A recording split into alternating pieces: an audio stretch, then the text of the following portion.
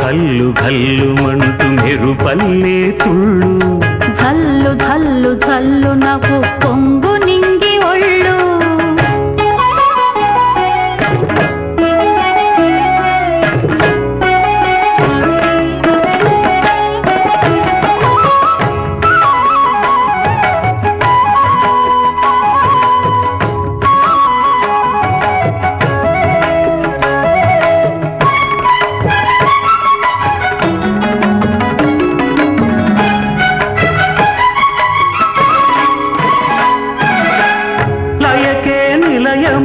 నీ పాదం సాగాలి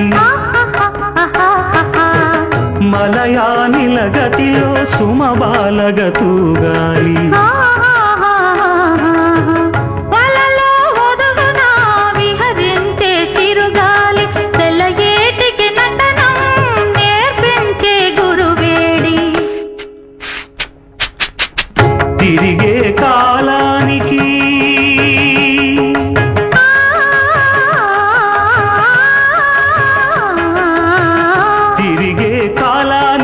తీరొకటుంది అది నీ పాఠానికి దొరకను అంది నటరాజస్వామి జటాజూటిలోకి చేరకుంటే విరుచుకు పడు సురగంగకు విలువేముంది విలువేముంది భల్లు భల్లు భల్లు మంటూ మెరుపల్లే తుళ్ళు చల్లు చల్లు చల్లు నవ్వు పొంగు నింగి ఒళ్ళు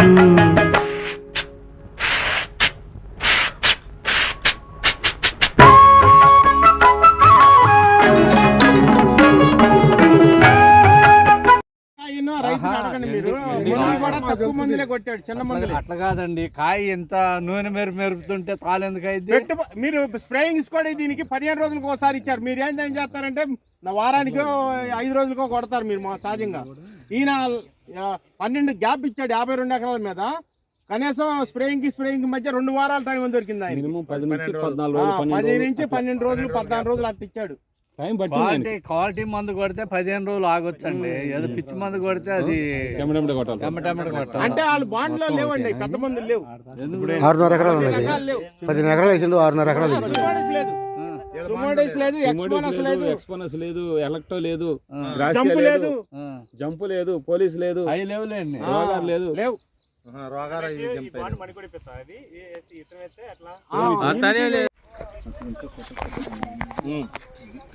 దానికంటే చిన్న కూడా ఎప్పుడో కొత్త ఇంకా గ్రోత్ వచ్చి ఇంకా లేట్ అయింది. ఇలా లేట్ చేశాడు.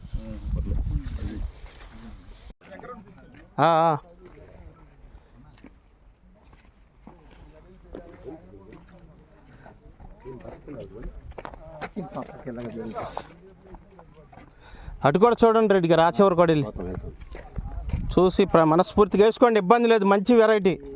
మీకైతే 40 నుంచి 50 క్వింటాలు పండిద్ది.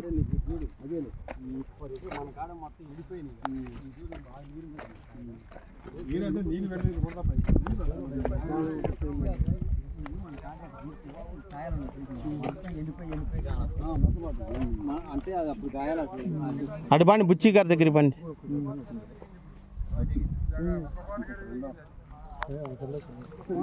నమస్కారం అండి. మనం మన ఎనిస్టా భీష్మ చూసిన తర్వాత పక్క పొలాల్లోకి వచ్చామండి. పక్క పొలాల్లో చూడండి పరిస్థితి ఏ విధంగా ఉందో. ఆయన సార్ కూడా ఉన్నాడు. సార్ ఇది చూడండి, మన భీష్మకి దీనికి తేడా ఏమన్నా ఉంటే చెప్పండి సార్. వేరే వెరైటీలన్నీ సొరసపోయినాయి నల్లి దెబ్బకి. మన భీష్మ మాత్రం ఇప్పుడు చాలా బాగుంది. ఇప్పుడు కూడా పూత పెంచుతూ ఉంది. ఇది వేరే వెరైటీ అండి, మొత్తం నల్లి వచ్చిందండి. దీంట్లో 7-8 క్వింటాల కాడికి ఎక్కువ కాదు. ఇట్లా పండితే రైతు సోదరులకు ఏం ఉపయోగం అండి? చూడండి మీరు కూడా చూసుకుని మంచి రకాలు నల్లిని దీన్ని తెగుళ్ళని తట్టుకునే వెరైటీలు వేసుకుంటే ఖర్చు కూడా రావండి. పూర్తిగా నల్లి వచ్చిపోయింది. చాలా ఉపయోగంగా ఉంటుంది. కష్టపడే రైతుకు తెలుసండి పంట విలువ. పంట అనేది పండకపోతే ఎన్నో అవమానాలు ఎదుర్కోవాల్సి వస్తుంది. కాబట్టి యావత్ రైతు సోదరులు ఉభయ రాష్ట్రాల్లో మీకు నల్లిని, ఈ వైరస్ని ఇట్లా తట్టుకుని, తామర పురుగుని తట్టుకునే రకాలు వేసుకుని మీరు అప్పుల పాలు కాకుండా ఉండాలి. 4 కాలాల పాటు రైతు అనేవాడు పచ్చగా ఉంటే రైతు రాజుగా ఉండాలి, కానీ ఒకళ్ళ ముందుకెళ్ళి చేతులు దాచే విధంగా ఉండకూడదు. ఇలాంటి రకాలు వేసుకుంటే అదే పరిస్థితి వచ్చింది. కాబట్టి విత్తనం ఎంపికలో కష్టపడి పనిచేసేటప్పుడు రైతుదే ముఖ్యమైనటువంటి పాత్ర. కాబట్టి కష్టపడి పండించిన రైతుకే విత్తనం విలువ కానీ పంట విలువ కానీ తెలుస్తుంది. ఇలాంటి నల్లికి లొంగిపోయే రకాలు మాత్రం ఎట్టి పరిస్థితుల్లో వేసుకోవద్దని ముఖ్య సూచనగా చెప్తున్నాను. ఇట్లండి, జాగ్రత్తగా ఉండండి సార్. Okay, thank you.